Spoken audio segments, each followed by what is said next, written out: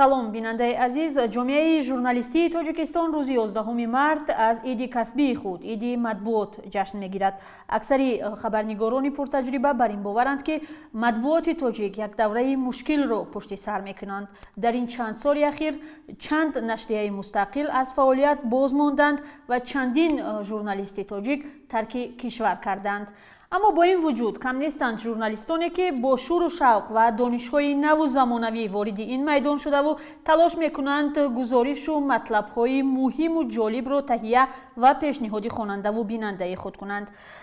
гурӯҳе аз ин ҷавонон ҳоло дар хабаргузории Азия Плюс фаъолият доранд ва онҳо ҳозир шуданд аз шароити кори худ ва вазъи матбуоти тоҷик бо мо суҳбат кунанд. خب بچه ها ما میدونیم که هر کدوم شما هر روز یک مطلب یک خبری آماده میکنید و شاید حتی چند خبر. معمولا از ما خبرنگاران چندین بار پرسیدند که شما از کجا اینقدر موضوع یا خبر پیدا میکنید هر روز. شاید از شما هم همین سوال رو بارها پرسیده باشند. شما چی پاسخ میدادید؟ بعضن وقت میشود که از شبکه‌های اجتماعی و همون چیزا پیگیری میکنیم. شبکه‌های اجتماعی رو بسیار مینویسند، از مشکلات خود مینویسند. هر روز مثلا از خانه تا جای کار آمدن هزار موضوع پیدا می شود. در نقلیات جمعیتی مثلا در اتوبوس وقتی که می‌بینید مثلا جا تنگ است، مثلا آدم‌ها به دیگر میچسبند، بسیار موضوع هستند که قابل بررسی هستند، قابل گزارش هستند. باید درباره این موضوع گفت، بررسی کرد، مشکلاتی که خود ما مواجه میشویم و اشتراکچی قهرمان اصلی موضوع خود ما میشیم. چون که من در روز اولی دعوت خدمت حربی از جانب اشخاص نامعلوم ابلاغ شدم به اصطلاح از جانب کارمندان مقامات و این باعث شد که من این موضوع را پیگیری کنم و درباره این موضوع گزارش تهیه کنم و امیدوار هستم که این گزارش باعث به آن شد که مقامات درباره ابلاغ فکر خود را تغییر دهند. اگر مسئله دسترسی اطلاعات یا که یافتنی خبرها باشد، منبع‌های رسمی که هستند مثلا خودی وزارت‌ها یا که دیگر اداره‌ها خبری رسمی پخش می‌کنند و هستند منبع‌هایی که در وزارت و اداره‌ها کار می‌کنند و بعد تماس گرفتن یگان خبر رو به ما می‌رسانند. واقعا همین دریافت منبع مشکل نیست برای شما به من؟ دریافت منبع متأسفانه سال‌های اخیر مشکل شده ایستاده است، لیکن به هر حال کوشش می‌کنیم که یابیم منبع خبر، منبع با اعتماد و خبر پخش کنیم، یعنی رسالت خود را به جا بیاریم. با این وجود که دسترسی به اطلاعات خیلی محدود است، دریافت منبع خیلی مهم است. دسترس کردن اطلاعات مخصوصا از مقامات دولتی بسیار مشکل است. این معنای آن ندارد که ژورنالیست‌ها دستاشون مثلا نمیدونم به اصطلاح مثلا پایان فرارن و گویان که تمام شرایط همین گونه است، ما نمیتونیم کار کرده، شرایط برای کار کردن ما مطابق نیست. اصلا هست موضوعی که مثلا شما خودتان از پیگیریش خودداری میکنید یا قبل از پیگیری اون مثلا پیامد چه فکر میکنید؟ اگر گوییم موضوع مشخصی هست که مثلا گفتن ناممکن است یا که گفتن ممنوع است، این خیلی موضوع نیست. لیکن بعضی موضوعی هستند که اگر خواهش هم داشته باشیم که همون بررسی کنیم، یعنی ما معلوماتی کافی یافته نمیتونیم که اون موضوع رو بررسی کنیم. گپ سر این میرود. از دادن معلومات مقامات ها خودداری میکنند یا نفری مسئول اصلا جای کارش نمیآید، میره ساعت ها انتظار میشه، 10 ساعت انتظار میشه در جای کارش، یک ماه برای یک گزارش 3 ماه از پشت یک مسئول دولتی میگردی، در نهایت از همون موضوع هم بیزار میشه، از همون مشکلات هم میگه که یگان موضوع دیگر گیرم کار کنم این بهتر است. واقعا این گونه لحظه ها هستند، این گونه واقعا هستند که یک ذره رو افتاده میکنه ژورنالیست. به هر حال خیلی جامعه همین گونه است، باید زینه به زینه اینا رو آماده کرد و این نکته رو به مقامات رسوند که ژورنالیستیک و ژورنالیستان آنها در سیمای ژورنالیستان دوستانی خود را بینند، یاردمچیانی خود را بینند، نفرانی بینند که واقعا به درد جامعه میخورند، نه دشمن، نه یگان نفری که در غرض دارد به خودی شخصیتی و به فعالیتی وی. موضوع هست موضوع دشوار، مثلا موضوع حساس خیلی که بهمانیار گفت تروریسم، اکستریمیسم که این میشود با یک گپ خطا سرنوشت خودت رو معین کنی. مثلا در قانون هست اون لحظه‌ای که مثلا یک کلمه خطایی تو میتواند توی 5 سال 6 سال به زندان برد.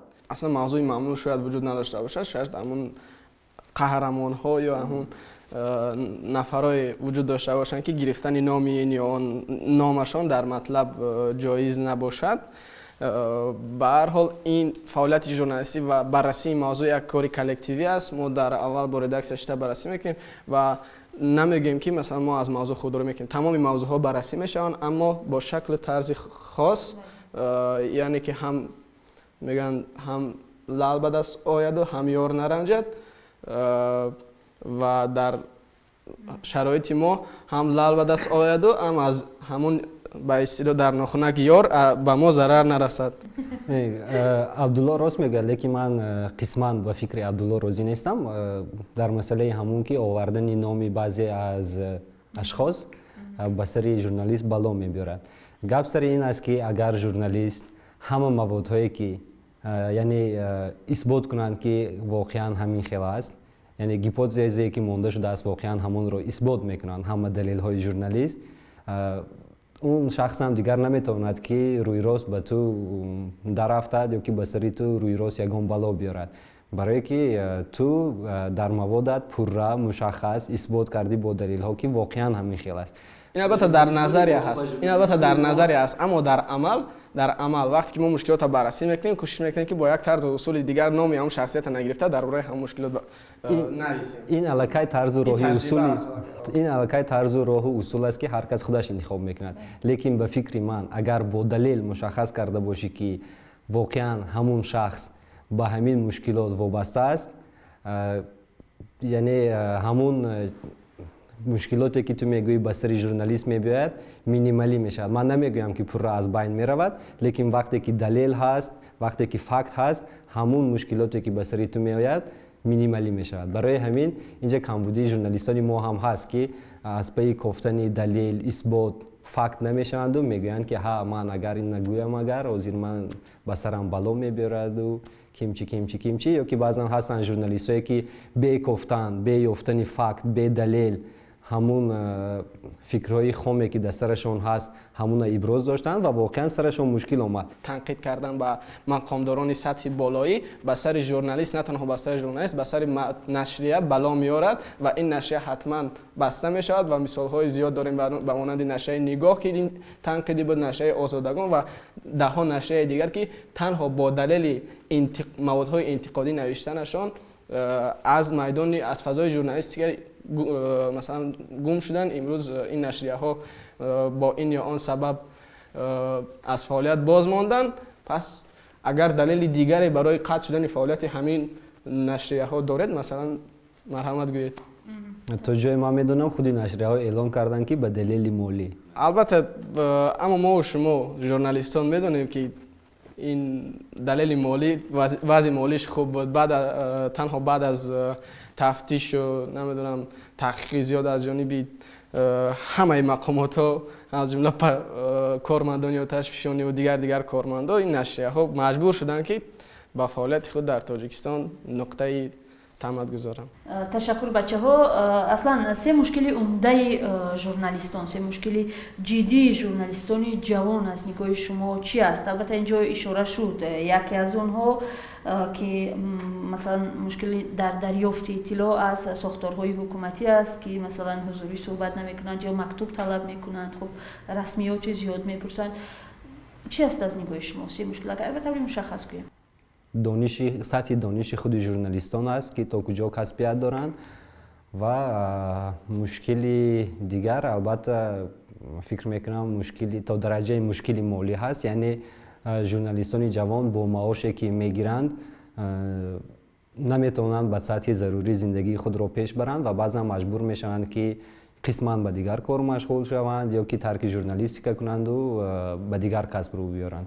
من فکر میکنم همین سه مشکلات است و یک نمیدونم مشکلی ژورنالیست است یا که مشکلی عموما ژورنالیستیک تاجیک، این خودسنزوری، یعنی بله با همکارم بهمنیار تاجای رازی هستم. مشکل اساسی و عمده ژورنالیستان امروز مشکل رقمی یک دسترسی به اطلاعات است و پرابلم دیگر این سطح کسبیت خود ژورنالیستان است که هنوز از دانشگاه آنها را به این شرایط آماده نمیکنن. نمیدونم اصلا همون تفکر کهنه‌ای که از زمان شوروی مونده است امروز در مکتب‌های ژورنالیستی تاجیکستان درس گفته میشود و نفری که از این مکتب‌ها تازه میآید به میدان و با میلان‌های روبرو میشود که اصلا به آنها آماده نیست و تماما نمیداند که چگونه در این وضعیت رفتار کند. در دانشگاه نظریه میتیان ولی لیکن پرکتیکا نیست اونجا. تجربه کافیه که مثلا بیاید بعد از برآمدن بیاید در همون نشریه فعالیت کند، مثلا با همون طلبات‌های نشریه و طلبات‌های یگان سامانه مثلا جوابگو باشد، این خیلی نیست.